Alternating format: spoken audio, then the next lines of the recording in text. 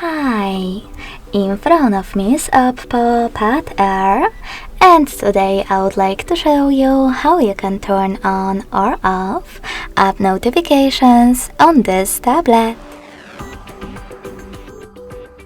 You need to begin by opening Devices Settings. In them, scroll down just a bit to access Notification and Status Bar.